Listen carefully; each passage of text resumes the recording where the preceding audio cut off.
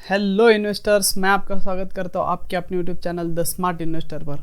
Guys चले चलते हैं। आज एक मैंने कुछ स्टॉक लाया हूँ आपके लिए। तो मुझे ऐसा लगा कि इसके अंदर एक डेटा वाइज में देखूँ तो इसके अंदर बहुत पॉजिटिव चीज़ें हो रही है। तो मैंने सोचा आपके लिए इसको एक लाना बहुत अच्छी बात होगी, क्योंकि अगर मैं ICICI प्रूडेंशियल लाइफ की अगर मैं बात करूँ तो इसका अगर फंडामेंटल देखो तो बहुत अच्छा स्ट्रॉन्ग है, क्योंकि इसके पीछे बैकिंग के लिए इसकी एक मदर कंपनी है ICICI बैंक। तो इसी वजह से स्टॉक बहुत बढ़िया तरीके से चल सकता है आगे चल के। क्योंकि अगर मैं इसके चार्ट की बात करूँ, इसके डेटा की बात करूँ तो डेटा भी बहुत अच्छा बन रहा है, चार्ट भी बहुत अच्छा बन रहा है। क्योंकि इसने लगभग जब से ये 2017 से जो हाई बन रहे थे वो लगभग उसने ब्रेक कर दिया है, नया लाइफ टाइम हाई बना चुका है। ये जो पिछला लाइफ टाइम हाई था उसको तोड़ के इसने इस मंथ में नया हाई बनाया है। तो चलिए चलते पहले इसके चार्ट एनालिसिस करते हैं, उसके बाद में मैं दूसरी चीज़ें बताऊंगा इसके बारे में।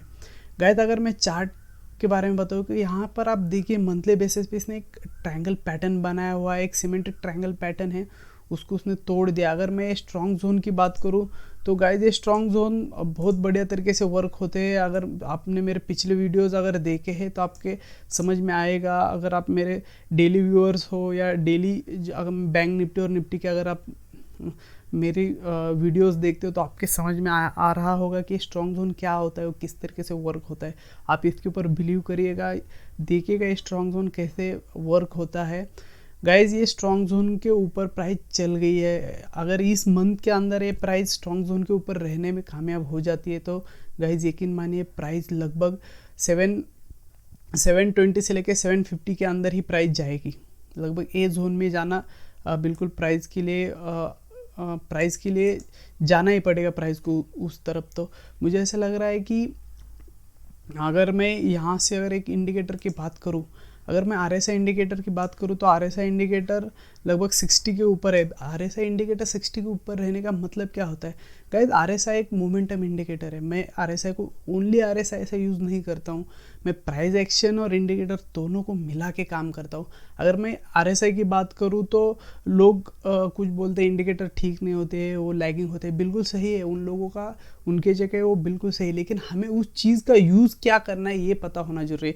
हम लोग क्या करते हैं, अगर RSI 60 के ऊपर है तो उसको बाय करो, RSI 40 के नीचे है तो बाय करो, ऐसा नहीं होता है। उसके साथ बहुत चीज़ें मिलनी चाहिए। अगर मैं प्राइस एक्शन की बात करूँ तो मैं प्राइस के ऊपर ही वर्क करता हूँ। अगर मेरा प्राइस के हिसाब से अगर डेटा पॉजिटिव आता है और RSI भी 60 के ऊपर चला जाता है तो एक मोमेंटम बनता है गाइज। उसी तरीके से एक स्ट्रॉन्ग जोन एक मैथमेटिकल कैलकुलेशन है। अगर एक स्ट्रॉन्ग जोन के ऊपर प्राइस रहती है तो उसको प्राइस को एज अ सपोर्ट वो बहुत बढ़िया तरीके से प्राइस को डिफेंड करता है, वहाँ पे उसको बहुत बढ़िया तरीके से एक सपोर्ट प्रोवाइड करता है वहाँ पे। और प्राइस स्ट्रॉन्ग जोन के ऊपर है और RSI 60 के ऊपर है तो मोमेंटम बढ़िया तरीके से होने लगती है।